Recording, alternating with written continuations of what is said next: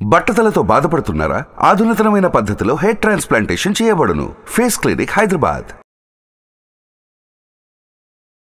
Welcome to Suman TV. నేను మీ వెల్లి చక్రధర్. ఇవాళ మన టాపిక్ వచ్చండి, యాక్చువల్గా ఈ మ్యూచువల్ ఫండ్స్లో మనం ఎస్ఐపీస్ వేస్తున్నాం కదండి. అయితే ఈ ఎస్ఐపీస్ వల్ల మన స్థాయి ఎవరికి మారుతుంది, మన స్థాయి మారడంలో ఏదైనా ఇది సహకరిస్తుందా అని గమనిద్దాం.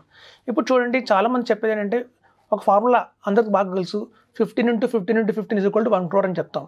అయితే ఇప్పుడు చూడండి, రూపాయి వాల్యూ అనేది అలా పడిపోతుంది, అది కూడా మనం గమనించాలి. ఇప్పుడు చూడండి, ఫర్ ఎగ్జాంపుల్ చెప్తాను, ఇవాళ మన దగ్గర ₹1 ఉన్నాయి. సో ఆ ₹1 విలువ ఒక 10 సంవత్సరాల తర్వాత చూస్తే దాని విలువ 50 లక్షలతో సమానం. అదే ఒక 20 సంవత్సరాల తర్వాత ఇవాళ ఉన్న ₹1 విలువ ఎంత అంటే కేవలం 25 lakhs మాత్రమే. సో అంటే 20 years తర్వాత మన దగ్గర 1 crore చేతిలో ఉన్నా కూడా ఆ రోజుకు దాని వాల్యూ ఇవాళ 25 lakhs మన చేతిలో ఎలా ఉంటుందో అదే వాల్యూ ఉంటుంది. ఇప్పుడు అది చాలామంది గమనించరు. మనం ఒక కాయిన్ని చూస్తే రెండు వైపులా చూడాలండి. ఒకవైపు మనం చూస్తాం కానివ్వండి, రెండు వైపులు మర్చిపోతున్నాం. సో ఎప్పుడైనా ఒక ఫైనాన్షియల్ ప్లానింగ్ డెసిషన్ తీసుకునేటప్పుడు మనం రెండు వైపులా క్షుణ్ణంగా పరిశీలించి దాని ప్రకారం మనం ఫైనాన్షియల్ ప్లానింగ్ చేసుకోవాల్సి ఉంటుంది. ఇప్పుడు చూడండి, నేను మంచి ఎగ్జాంపుల్ చెప్తాను. మనం ఇందాక అనుకున్నట్టు ఒక ₹1 కావాలి అంటే 15x15x15 = 1 crore అని అనుకున్నాం.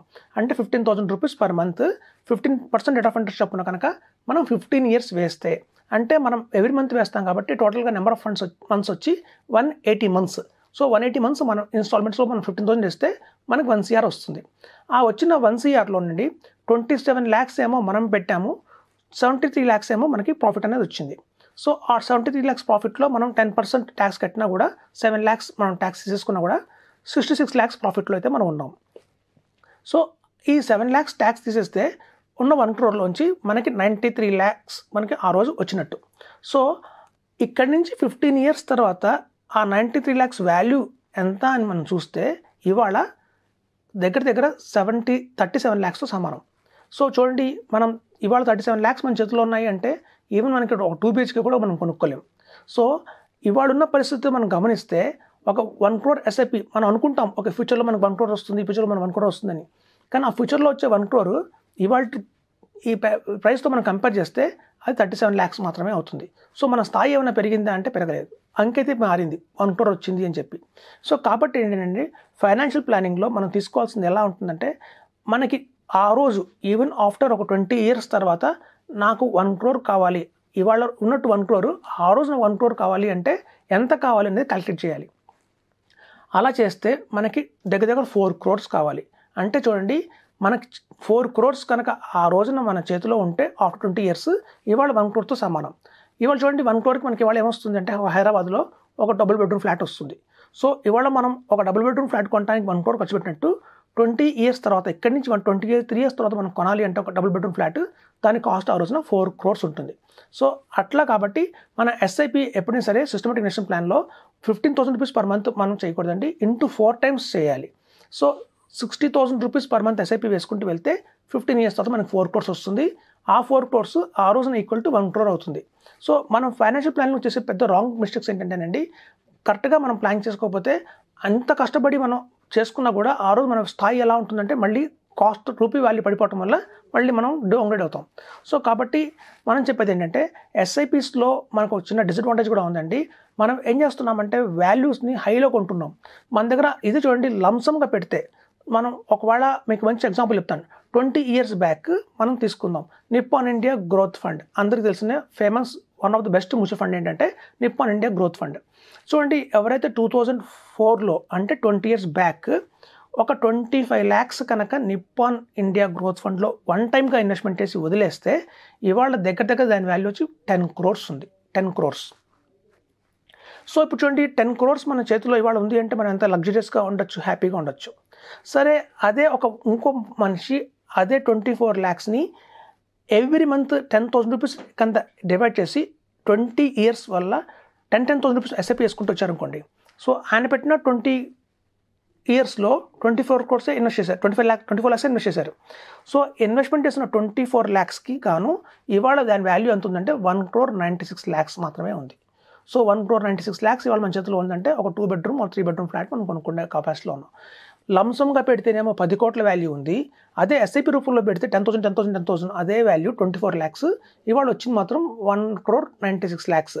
అది కూడా నిప్పాన్ ఇండియా గ్రోత్ ఫండ్ అలాంటి బెస్ట్ ఫండ్ కాబట్టి 1,96 lakhs వచ్చింది.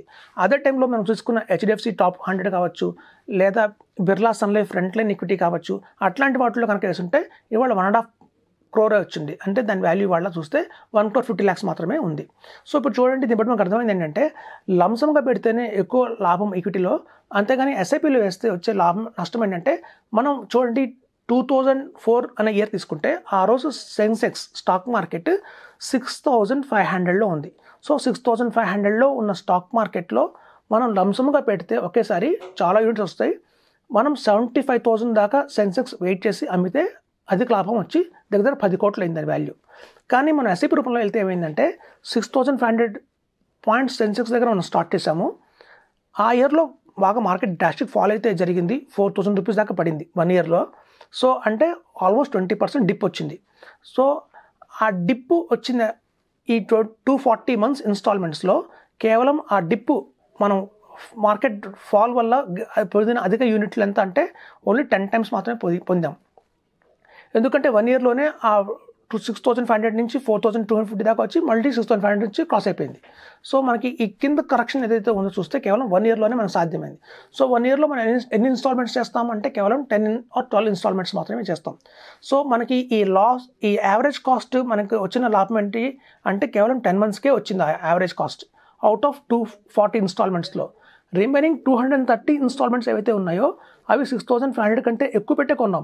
7,500లో కొన్నారు, 8,500లో కొన్నారు, 10,000లో కొన్నారు, 16,000లో కొన్నారు. మళ్ళీ మార్కెట్ కరెక్షన్ వచ్చి 15,000, 14,000 పడిపోయినా కూడా 6,500 కంటే ఎక్కువే కదా, 6,500 కంటే బిలోలో కొనలేదు. సో కాబట్టి అక్కడి నుంచి మనం కొనుక్కుంటూ ఈవెన్ 50,000 సెన్సెక్స్ మార్కెట్లో కొని 65,000లో కొని ఇవాళ 75,000 దాకా కొనుక్కుంటూ వచ్చాం. సో ఎప్పుడైతే ఎస్ఐపిలో ఉన్న ఒక డిసడ్వాంటేజ్ కూడా ఉందండి, మనం ఎప్పుడైతే ఎస్ఐపి ఫార్మ్లో ఓన్లీ మొత్తం మన టైం ఫ్రేమ్ తీసుకుంటే 180 ఇన్స్టాల్మెంట్స్ కావచ్చు, 240 ఇన్స్టాల్మెంట్స్ కావచ్చు, కేవలం 10 ఇన్స్టాల్మెంట్స్ మాత్రమే ఆ రోజున్న సెన్సెక్స్ మార్కెట్ కంటే తక్కువలో కొంటామండి. బ్యాలెన్స్ 150 ఇన్స్టాల్మెంట్స్ కావచ్చు, 180 ఇన్స్టాల్మెంట్స్ కావచ్చు, ఆ రోజుకున్న వాల్యూ కంటే సెన్సెక్స్ కంటే మనం ఎక్కువలోనే కొంటాం. అయితే చాలామంది అనేది ఏంటంటే ఆ రోజు ఎంతమంది దగ్గర 24 lakhs అవైలబిలిటీలో ఉన్నాయి, లంసమ్గా పెడదాం ఓకే, కానీ ఫండ్ కూడా అవైలబిలిటీలో ఉండాలి కదా అంటారు. చూడండి, ఆ రోజు 24 lakhs అంటే ఇవాళ 1 crore సమానం. అంటే ఆ రోజు 24 lakhs పెట్టారు అంటే ఈరోజు 1 crore పెట్టిన సమానం. అంటే చూడండి, వాళ్ళు 1 crore పెట్టారు, కష్టపడి పెట్టారు 1 crore, కానీ ఫలితం ఇవాళ చూడండి 10 crores వచ్చింది, 10 crores. అంటే లాభం కూడా అలాగే ఉంది కదా. మనం చూడండి, లంసమ్గా పెట్టడం చాలా కష్టమే, కానీ ఆ రోజుల్లో చాలామంది ఏం చేసేవాళ్ళు అంటే, ఈ రోజుల్లో కూడా చేసేది ఏంటంటే ఒక ల్యాండ్ కొనడానికేమో 50 లక్షలు స్పెండ్ చేస్తారు, ఎస్ఐపి వచ్చేసరికేమో 10,000 ఎస్ఐపి వేస్తారు. క్యాపబిలిటీ ఉన్నా కూడా మ్యూచువల్ ఫండ్స్లో SIP best compare to bank fixed deposits, post office scheme, PPF, insurance product, వీటితో అన్నిటితో కంపేర్ చేస్తే mutual funds is the best, అందులో డౌట్ లేదు. ఈవెన్ మన దగ్గర స్తోమత లేదు, ఒక ఎస్ఐపి ఫామ్లో వేసుకున్నా కూడా వీటన్నిటికంటే బెటర్. ఇన్ఫ్లేషన్ బీట్ చేస్తుంది, లేకపోతే ఇన్ఫ్లేషన్ సమానంగా ఉంటుంది. కానీ మన దగ్గర అర్హత ఉండి కూడా, అంటే మన దగ్గర హ్యూజ్ కార్పస్ ఉండి కూడా, మన దగ్గర ఉన్న 50 లక్షలనేమో ల్యాండ్లో పెట్టి మ్యూచువల్ ఫండ్స్లో ఎస్ఐపి ఫామ్లో మాత్రం మనం 5,000 ఎస్ఐపి వేసుకుంటాం, 50,000 ఎస్ఐపి వేసుకుంటాం, ఈవెన్ 1 lakh ఎస్ఐపి వేసుకున్నా కూడా అది మనకి అయితే క్యాపిటల్ బిల్డ్ చేయదండి, వర్త్ అయితే కాదు. చూడండి, ల్యాండ్స్లో పెట్టేలాగా 50 లక్షలు, ₹1,00,00,000 కనుక మీరు ఈక్విటీలో పెడితే గణనీయంగా మీకు ప్రాఫిట్స్ అయితే వస్తాయి. 3-4 generations కూర్చొని తినేంత ప్రాఫిట్ అయితే మనం మేక్ చేసుకోవచ్చు. అంత స్కోప్ మనకి మ్యూచువల్ ఫండ్స్లో కానీ పిఎంఎస్లో కానీ ఉంది. వెరాస్ మనం చేస్తున్న పెద్ద పొరపాటు ఏంటంటే, ల్యాండ్స్లోనేమో ఎకరాలు కొంటున్నాము, మంచి ప్రోడక్ట్ ఉన్న ఈక్విటీలోనే మాత్రం ఎస్ఐపి ద్వారా కేవలం 1 lakh, 2 lakhs, 5,000, 50,000 అలా వేస్తున్నాం. సో నేను చెప్పేది ఏంటంటే, కెపాసిటీ ఉన్న మేరకు మాత్రం మీరు లంసమ్గా పెట్టండి. చాలామంది చేస్తున్న చెన్నైలో ఏంటంటే మోర్టగేజ్ లోన్స్ తీసుకుంటున్నారు, అంటే హోమ్ మీద లోన్ తీసుకొని కూడా ఈక్విటీలో ఇన్వెస్ట్మెంట్ చేస్తున్నారు. ఎందుకు అంటే ఇక్కడి నుంచి రాబోయే 2040 తీసుకుంటున్నా కూడా సెన్సెక్స్ అనేది 4 lakhs టచ్ అవుతుంది అంటున్నారు. బై 2030కి సెన్సెక్స్ 1,50,000 టచ్ అవుతుంది అంటున్నారు. ఇప్పుడు మీరు 75,000 లెవెల్లో లంసమ్గా పెట్టి వదిలేస్తే అదే తర్వాత మీరు ఎస్ఐపి చేశారా చేయలేదా అనేది కాకుండా లంసమ్గా పాసిబిలిటీని ఒకటి పెట్టేస్తే ఈ లంసమ్ అమౌంట్ ఎప్పుడైతే సెన్సెక్స్ 1,50,000 టచ్ అవుతుందో బై 2030కి అక్కడి నుంచి 2040కి మనం అనుకుంటున్నట్టు 4 lakhs టచ్ అవుతుందో మీకు చాలా హ్యూజ్ కార్పస్ బిల్డ్ అవుతుందండి. అంతేగాని ఎస్ఐపి ఫామ్లో మీరు వెళ్ళకండి. ఓన్లీ కెపాసిటీ లేని వాళ్ళు మాత్రమే, బేర్ చేయలేని వాళ్ళు మాత్రమే ఎస్ఐపిలో వెళ్ళండి. అదర్వైజ్ లంసంగా కూడా ఇన్వెస్ట్మెంట్ చేయండి. దానికి బెస్ట్ ఆప్షన్స్ మ్యూచువల్ ఫండ్స్లో లంసంగా పెట్టండి, లేదా పిఎంఎస్లో లంసంగా పెట్టండి. పిఎంఎస్కి మ్యూచువల్ ఫండ్స్కి ఉన్న డిఫరెన్స్ ఏంటి అనేది కూలంకుషంగా మనం నెక్స్ట్ ఎపిసోడ్లో చర్చిద్దాం, మీకే తెలుస్తుంది. Thank you. సుమన్ టీవీలో మీ పర్సనల్ అండ్ బిజినెస్ ప్రమోషన్స్ కోసం కింది నెంబర్కి కాంటాక్ట్ చేయండి.